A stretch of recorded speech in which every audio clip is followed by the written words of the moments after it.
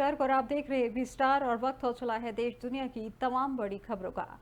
प्रधानमंत्री नरेंद्र मोदी और स्पेन सरकार ने राष्ट्रपति पेड्रो सांचेज ने वडोदरा में टाटा एडवांस सिस्टम लिमिटेड यानी TASL कैंपस में C-295 विमान बनाने के लिए संयुक्त रूप से टाटा एयरक्राफ्ट कॉम्प्लेक्स का उद्घाटन किया। जहां C-295 कार्यक्रम के तहत कुल 56 विमान हैं, जिनमें से 16 स्पेन से सीधे एयरबस द्वारा डिलीवर किए जा रहे हैं और शेष 40 भारत में बनाए जाने हैं। टाटा एडवांस सिस्टम लिमिटेड ने इन 40 विमानों को भारत में बनाने के लिए जिम्मेदार दिया है, जहां पे ये सुविधा भारत में सैन्य विमानों के लिए निजी क्षेत्र की पहली फाइनल असेंबली लाइन यानी FAL होगी। जहां पर प्रधानमंत्री मोदी ने अपने संबोधन में कहा कि आज भारत में रक्षा उत्पादन क्षेत्र में नई ऊंचाइयां छू रहा है। 10 साल पहले अगर हमने ठोस कदम नहीं उठाए होते तो आज इस मंजिल पर पहुंचना असंभव ही नहीं था। वही किसी भी संभावना को सफलता में बदलने के लिए सही प्लान और सही साझेदारी जरूरी है। भारत के रक्षा क्षेत्र का कायाकल्प सही प्लान और सही साझेदारी का उदाहरण है। बीते दशक में देश ने अनेक ऐसे फैसले लिए हैं जिससे भारत में एक जीवंत रक्षा उद्योग का विकास हुआ है। प्रसिद्ध स्पेनिश कवि अंतोनियो मचादो ने लिखा था, traveller there is no path, the path is made by walking. इसका भाव यही है कि लक्ष्य तक पहुंचने के लिए जैसे ही हम पहला कदम उठाते हैं, रास्ते अपने आप बनते चले जाते हैं। आज आप देखिए, भारत में डिफेंस मैन्युफैक्चरिंग इकोसिस्टम नई ऊंचाइयां छू रहा है। 10 साल पहले अगर हमने ठोस कदम नहीं उठाए होते तो आज इस मंजिल पर पहुंचना असंभव ही था। तब तो कोई ये कल्पना भी नहीं कर पाता था कि भारत में इतने बड़े पैमाने पर डिफेंस मैन्युफैक्चरिंग हो सकती है। उस समय की प्रायोरिटी और पहचान दोनों इंपोर्ट की ही थी, लेकिन हमने नए रास्ते पर चलना तय किया, अपने लिए नए लक्ष्य तय किए और आज इसका नतीजा हम सबकी आंखों के सामने है। साथियों, किसी भी पॉसिबिलिटी को प्रॉस्पेरिटी में बदलने के लिए राइट प्लान और राइट पार्टनरशिप जरूरी है। भारत का डिफेंस सेक्टर का कायाकल्प राइट प्लान और राइट पार्टनरशिप का उदाहरण है। बीते दशक में देश ने ऐसे अनेक फैसले लिए जिससे भारत में एक वाइब्रेंट डिफेंस इंडस्ट्री का विकास हुआ। प्रसिद्ध बिहार के 4 विधानसभा सीटों पर 13 नवंबर को उपचुनाव होने हैं। वहीं अगले साल विधानसभा चुनाव है और इसी बीच राजनीतिक दलों की तैयारियां भी दिखने लगी हैं। आज सोमवार सीएम नीतीश कुमार ने की अध्यक्षता में बिहार में NDA की बड़ी बैठक होने जा रही है। जहां महत्वपूर्ण बैठक एक अड़े मार्ग स्थित मुख्यमंत्री आवास में सुबह 11 बजे से होगी। इस बैठक में NDA के सभी सांसद, विधानमंडल दल के नेता, जिलाध्यक्ष और प्रदेश स्तर के वरीय नेता शामिल होंगे। इस बैठक में कई लक्ष्य तय किए जाने हैं। जहां NDA के घटक दलों ने 2025 विधानसभा चुनाव में नीतीश कुमार के चेहरे पर चुनाव लड़ने की सहमति तो दे दी है, लेकिन राष्ट्रीय जनतांत्रिक गठबंधन की मजबूत सरकार बिहार में कैसे बने, इसको लेकर रणनीति बनाई जाएगी। इस बैठक में एजेंडा तय किया जाना है, जहां सरकार के कामकाज को कैसे जनता के बीच रखा जाए। कहा जा रहा है कि इस बैठक में शामिल होने वाले सभी जनप्रतिनिधियों को टास्क दिया जाना है। सभी नेताओं का काम होगा कि जनता के बीच जाकर सरकार के काम के बारे में बताएं और साथ ही उनके मूड का फीडबैक भी लें। आज की इस बैठक में बिहार में 4 सीटों पर हो रहे उपचुनाव पर भी चर्चा की जाएगी।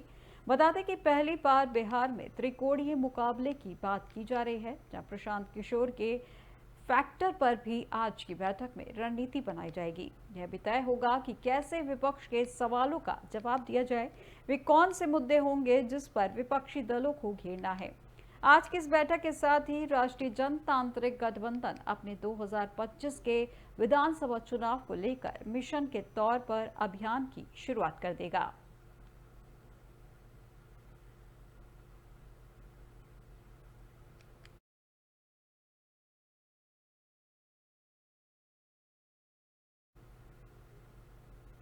केंद्र सरकार की ओर से जनगणना कराए जाने को लेकर बड़ी जानकारी सामने आई है, जहां सूत्रों का कहना है कि देश में अगले साल से जनगणना शुरू हो सकती है। अगले साल 2025 से शुरू होकर 2026 तक जनगणना चलेगी, जहां कोरोना महामारी के चलते 2021 में की जाने वाली जनगणना टालनी पड़ी थी। सूत्रों से मिली जानकारी के मुताबिक अब जनगणना का चक्र भी बदलेगा। अभी तक हर 10 साल में होने वाले जनगणना दशक के शुरुआत में होती आई थी, जहां उदाहरण के तौर पर 1991, 2001, 2011 आदि में जनगणना शुरू होती थी। हालांकि अब 2025 के बाद अगली जनगणना 2035, 2045, 2055 इस तरह से होगी। 2021 में होने वाली जनगणना अब 2025 में शुरू होने की संभावना है। वे हालांकि जनगणना शुरू होने की तारीख अभी तय नहीं है, लेकिन महा रजिस्टर की तैयारियां जारी हैं। माना जा रहा है कि जनगणना में कम से कम 2 साल का वक्त लगेगा। वहीं जनगणना को लेकर कुछ नीतिगत फैसले सरकार के स्तर पर भी लिए जाने हैं, जो लोकसभा सीटों का परिसीमन जनगणना पूरी होने के बाद शुरू होगा। परिसीमन प्रक्रिया 2028 तक पूरी होने की संभावना है। कई विपक्षी दलों की ओर से जातिगत जनगणना की मांग भी हो रही है, लेकिन सरकार ने अभी इस बारे में फैसला नहीं किया है।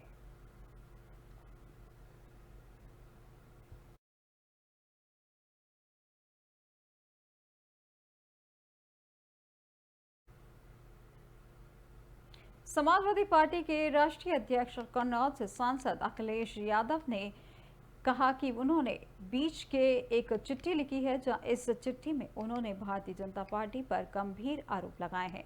सपा चीफ ने कहा कि महाराष्ट्र की महायुति का अंत महादुखी होगा, जहां अखिलेश ने लिखा कि अब जागरूकता से महाराष्ट्र विधानसभा का चुनाव महाराष्ट्र को भाजपा की साजिशों से भारी तोड़ फोड़ की नकारात्मक राजनीतिक और सांप्रदायिक सियासी दांवपेचों से मुक्ति दिलाएगा। संयुक्त विपक्ष की सकारात्मक रणनीति और परस्पर समायोजन को भाजपा की नकारात्मक राजनीति समझ ही नहीं पा रही है। कन्नौज सांसद ने लिखा कि महाराष्ट्र की अर्थव्यवस्था को धीरे धीरे खत्म करने के भाजपाई षड्यंत्र का खुलासा महाराष्ट्र की जनता के सामने हो पाया है, जहां पर भाजपा ने महाराष्ट्र के समाज के ऐतिहासिक सौहार्द और भाईचारे को भी तोड़ा है और राजनीतिक दलों को भी भाजपा चाहती है कि महाराष्ट्र को आर्थिक, सामाजिक और राजनीतिक रूप से इतना कमजोर कर दिया जाए कि महाराष्ट्र के हाथ से देश के आर्थिक नेतृत्व की लगाम छीनकर किसी और के हाथ में दी जा सके। महाराष्ट्र की जनता और महाराष्ट्र के हितों की रक्षा करने वाले मीडिया कर्मियों के बीच आई राजनीतिक, सामाजिक और आर्थिक चेतना भाजपा की इस चाल को कामयाब नहीं होने देगी।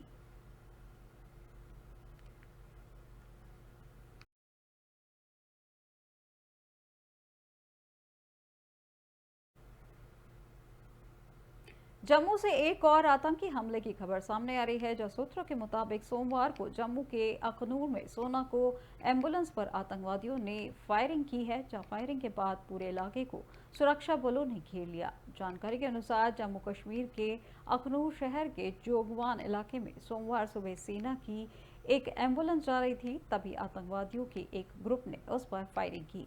इस घटना के बाद पुलिस और सेना अलर्ट हो गई और पूरे इलाके में बड़े पैमाने पर तलाशी अभियान चलाया जा रहा है।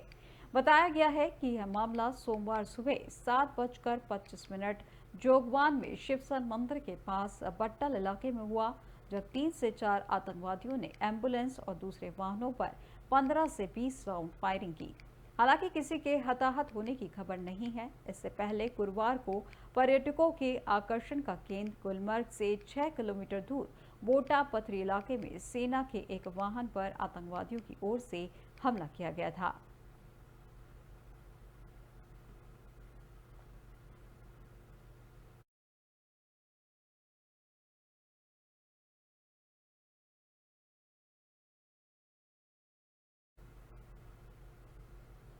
लॉरेंस बिश्नोई के नेटवर्क को 24 घंटे के भीतर खत्म करने की बात करने वाले सांसद पप्पू यादव को सोमवार 28 अक्टूबर को गैंगस्टर से धमकी मिली है, जहां पप्पू यादव धमकी मिलने के बाद पुलिस को इसकी सूचना दी। एबीपी एक न्यूज चैनल के माध्यम से बातचीत में पप्पू यादव ने कहा कि मुझे धमकी मिली है कि इसकी जानकारी मैंने डीजीपी को दी है। वहीं झारखंड के कुख्यात अमन साहू गैंग ने पप्पू यादव को जान से मारने की धमकी दी। पप्पू यादव ने लॉरेंस बिश्नोई के 2 टके का अपराधी कहा था। इसी के जवाब में अमन साहू गैंग के गुर्गों ने सोशल मीडिया पर पप्पू यादव को धमकाया है। पप्पू यादव को व्हाट्सएप पर कॉल करके भी धमकी दी गई है। जिस नंबर से पप्पू यादव को कॉल किया गया था, उसकी डीपी में लॉरेंस बिश्नोई की तस्वीर लगी है। महाराष्ट्र में एनसीपी अजीत गुट के नेता और कारोबारी बाबा सिद्दीकी की हत्या के मामले में लॉरेंस बिश्नोई गैंग का नाम सामने आया है।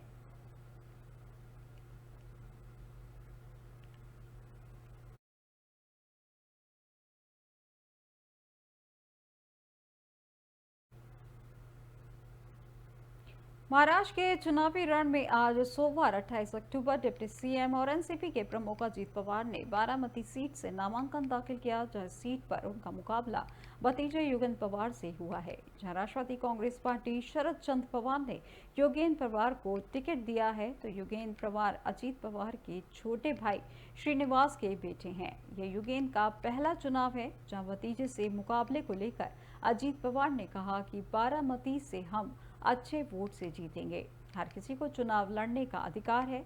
उन्होंने कहा कि मैंने सुप्रिया सुले के खिलाफ लोकसभा चुनाव में अपनी पत्नी को खड़ा किया था, वे हमारी भूल थी, अभी वही गलती उन्होंने की है।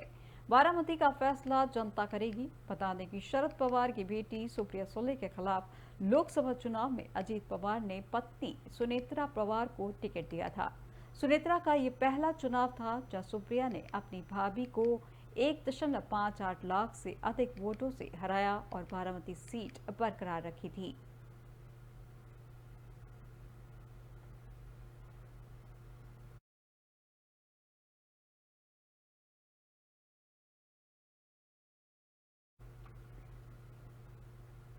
शिवसेना यूबीडी के सांसद संजय राउत ने केंद्रीय गृह मंत्री अमित शाह पर निशाना साधा और उन्होंने कहा कि कल 4 जवान शहीद हो गए।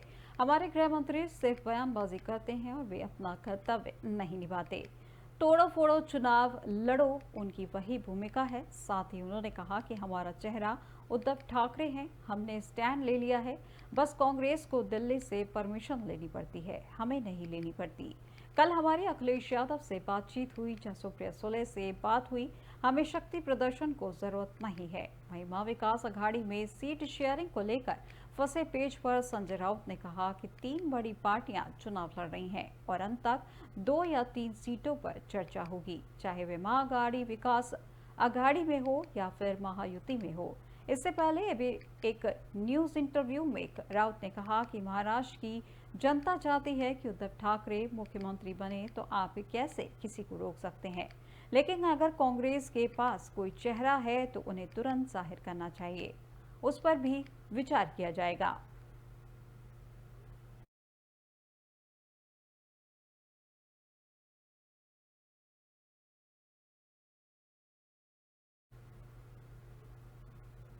देश दुनिया की तमाम बड़ी खबरों में फिलहाल बस इतना ही और अधिक जानकारी के लिए देखते रहिए एबी स्टार। नमस्कार।